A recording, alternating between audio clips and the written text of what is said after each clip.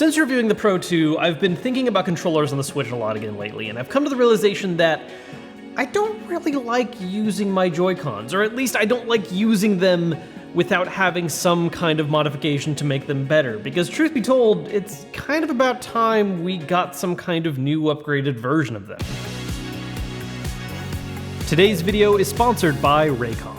You know, way back when the Switch first came out, I remember one of my first big videos was doing a comparison between using the Joy-Con and a Pro controller and talking about whether or not you really need to go out of your way to buy a Pro controller, or if the Joy-Cons coming with the system are just fine. And back then, I did really push this idea of you don't have to upgrade or replace, but as time has gone on, not to mention certain other Joy-Con drift-related problems coming up more and more, I find myself really kind of not enjoying them as much. There are certain use cases where I think the Joy-Cons are great. In particular, I do still think one of their biggest strengths is in being a sort of lazy controller option. If I'm playing something where I really care about how well I'm doing, like for instance a Monster Hunter Rise, I want to make sure I'm using a controller that gives me the biggest edge possible. But if I'm playing something where inputs aren't necessarily as important and it's something that can play very lazily without really thinking much, maybe for instance a turn-based RPG, I can definitely use the Joy-Cons as a sort of what I like to call loaf mode while playing on my couch with the Joy-Con in each hand and not being in some kind of focused gameplay ready position. Obviously, one of the biggest rumors right now about Nintendo is the possibility of getting a new Switch revision sometime this year. A lot of people are calling it Switch Pro, could be something else, and I don't really want to focus on the rumors of a Switch Pro itself, but something that is kind of related to that is I have seen some people also talk about the possibility of changing, replacing, or upgrading the Joy-Cons attached to the system. Personally, I don't see a revision coming with new Joy-Cons personally. I think it's more likely that it is going to be using the standard Joy-Cons designs. Maybe there is some kind of light minor update to it, but ultimately there is going to be a focus on cross-compatibility, more than likely. Which again, still all rumor and nothing official for sure, but if Nintendo does end up releasing some kind of revised model later this year, I am planning on doing all kinds of heavy coverage about that, so make sure to subscribe so you don't miss out on that content. If it happens. I really wanted to. But on the subject of them working on a new system, I've been thinking a lot more about how much I would also like to see a revision of their controllers. I don't necessarily think it is something that would ship alongside the system, like I said, but some kind of Joy-Con Pro or Joy-Con upgrade that is sold separately as its own new controller, because clearly there is a market demand for something like that. I mean, just look at the market for third-party accessories on the Switch and what some of the most popular options are. Sure, there's a lot of just straight-up wireless controllers that are big choices, but when it comes to things relevant to Joy-Cons, you're seeing things like grips that make the Joy-Cons more comfortable when attached to the system to use it in handheld mode, or we're seeing full-blown replacements of Joy-Cons that are larger and more comfortable and maybe even feature some functions or abilities that Joy-Cons don't currently have that people would love to see, whether that's the officially licensed option like the Split Pad Pro, or more recently some third-party ones I've talked about that aren't licensed, the Binbot controllers. Even something as simple as stickhead replacements are actually really nice for Joy-Cons themselves because it not only addresses the grippiness of their stick heads, but more importantly, adds extra travel distance because the Joy-Con sticks are so short. And look, it's nothing new that third-party companies oftentimes release products that address people's concerns with a main system. The Switch has a lot of these, even adding Bluetooth audio support so people can use their favorite earbuds with the system. Earbuds like the Everyday E25 from today's sponsor, Raycon. See what I did there? Huh? Smooth, right? I do my best thinking, staying on my feet and walking around listening to music, and so wireless earbuds are an absolute necessity for me because I do not need to have a cable hanging around getting caught on a door handle and interrupting my flow, and the Everyday E25s from Raycon are perfect for this. Co-founded by Ray J, Raycon earbuds start at about half the price of other premium wireless earbud brands and sound just as amazing as other top audio brands, and come in a range of fun colors and patterns with a variety of fit options.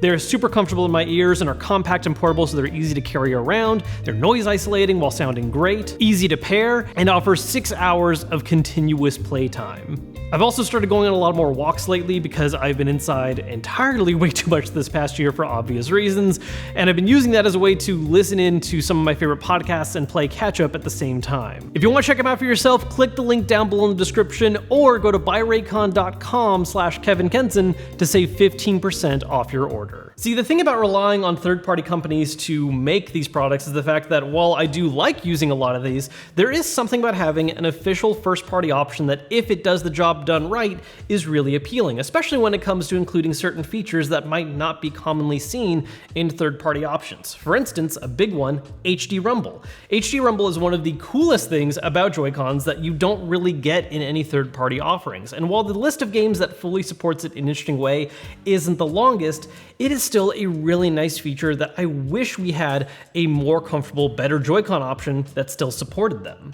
So if Nintendo was to release something along the lines of a Joy-Con 2, what would I want to see on that? Well, first off, obviously, redesigned body and grip. I think this is one of the biggest things that really is an issue for a lot of people with Joy-Cons. It's just the fact that while they do have that super portability and there is something appealing about how they can be used individually on their own, ultimately when you're using the Switch in handheld mode or you're using them in a grip, they just aren't that comfortable. And it's not even an issue of size. Even people with smaller hands don't really have that much comfort with the Switch because of that very thin, non-grip shaped style. This was one of the initial big selling points of Hori making the SplitPad Pro, and has become one of the main focuses of a lot of unlicensed third-party controller options, is addressing this issue and making something that is larger and more comfortable.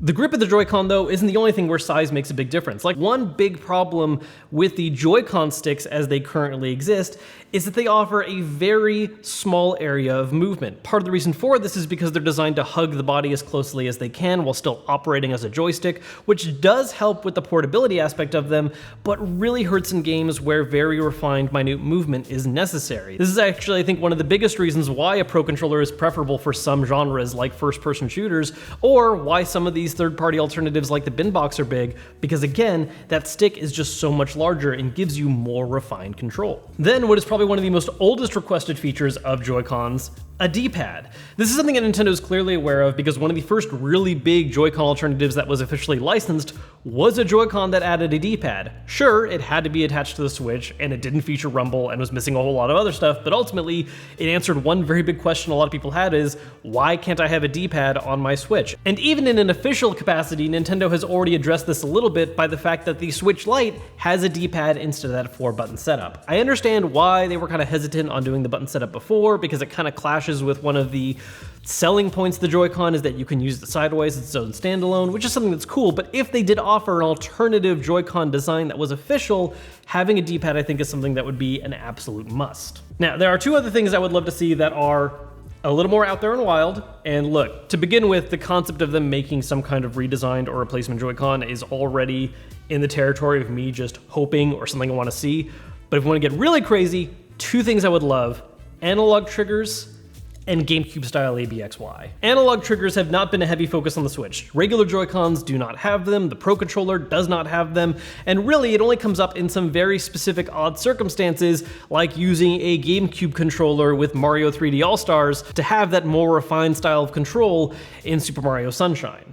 That being said, I really miss analog triggers on Nintendo, and while certainly games right now for the Switch are not designed to make use of that, and moving forward, even with their existence, it's not like you would be able to make games that would rely solely on having them, because then that creates a whole controller schism thing that's a problem, but it's still something that I would like to see have and be offered as a feature for some games. As for GameCube ABXY, look, in this dream scenario where there's some kind of Pro option, you might as well go all out to make things as different and as cool as possible, and there's clearly been a long-term interest in this style of layout. Yes, it's a little weird for anyone who has never used it before, but look, there's a reason why that controller was as popular as it was, and why it was even brought back for the Switch for some select games like Super Smash Bros. Ultimate. While it's not a perfect fit for every single game out there, that style of layout is actually really useful in those games that do have a priority of using certain buttons more than others, especially the A button. And since there is the official ability to remap controls on Joy-Cons through the Switch, even if a game doesn't necessarily out the gate make sense for that layout, there are ways to remap to where it does end up working out better. Do I see Nintendo actually doing this? No, but I want to dream. Again, this is an idea that in general I don't think is necessarily something that's guaranteed to happen. We've seen all kinds of different patents in the past pop up for things like foldable Joy-Cons, Joy-Cons with D-pads. There have been other designs clearly in the past that Nintendo has toyed with the concept of alternate Joy-Con designs, but given how the Joy-Cons have aged, not to mention the problem of Joy-Con drift, if they fixed drift and marketed a brand new Joy-Con that offered not only a safe joystick to use, but also a more comfortable redesign, I think there'd be real interest for something like that. Again, evidenced by the fact that Everyone else in the accessory market is already trying to do that for them. That's my thoughts on it at least. Let me know your thoughts down below in the comments. Could you see Nintendo doing some kind of revised Joy-Con? If they did change the Joy-Con or make a new one, what kind of features would you like to see added on? I think, again, that while there are lots of cool third-party options out there that address these issues, having something official from Nintendo would be really nice to have, especially because we could have that combination of not only the features we want to see, like a more comfortable design, but some of those first-party functions like HD Rumble.